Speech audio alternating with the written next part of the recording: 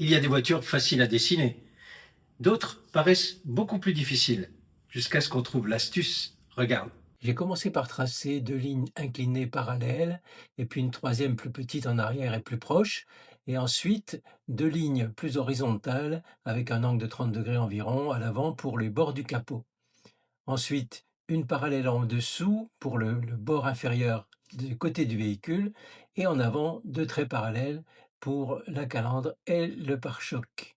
Il me reste à préciser l'arrondi des 2 ailes comme ceci qui reviennent vers l'avant. Et voilà, maintenant on a l'arrondi du capot qui va jusqu'en bas, jusqu'au pare-choc. Le pare-brise, on va le dessiner ici avec un autre trait un peu arrondi au-dessus. Et voilà, on est prêt pour le feutre.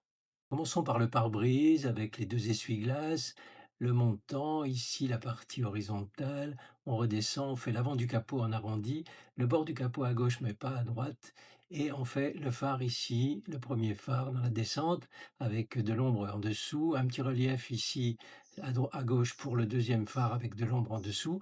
On fait le relief du phare et puis l'aile gauche. Ensuite on revient pour faire les 2 rétroviseurs. Ici, on a au milieu, en dessous, les phares anti-brouillard et on dessine la calandre. Mais avant, regardez, je dessine le pare-choc avec le relief vertical, la plaque d'immatriculation, le deuxième relief vertical. Je termine le pare-choc et l'aile gauche et puis on met les clignotants, le gauche étant moins visible.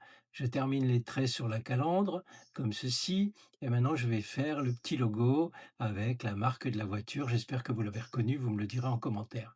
J'arrondis l'aile ici, je fais l'échancrure pour la roue, l'échancrure à l'avant avec la roue tout de suite comme ceci, avec le centre qui bien sûr est un petit peu excentré sur la gauche et je fais les reliefs noirs en étoile autour de cette façon. Je vais maintenant noircir la roue partiellement et on va mettre quelques reliefs sur le pneumatique en haut. Maintenant, je passe sur l'aile que je termine complètement, cette aile, très particulière. Je fais la porte, je reviens sur l'aile arrière avec l'échancrure pour la roue arrière. Je remonte ici et j'arrive dans l'habitacle.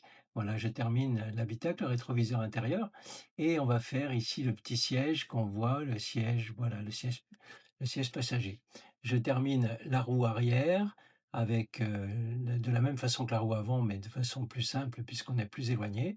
Il me reste à rajouter quelques petits détails comme ça. Allez hop, un petit coup de gomme et notre dessin est quasiment terminé. Qu'est-ce qu'il nous reste? Ah oui, à mettre un petit peu de noir ici au-dessus de la roue. Alors j'espère que vous avez reconnu ce véhicule. Dites-le moi en commentaire.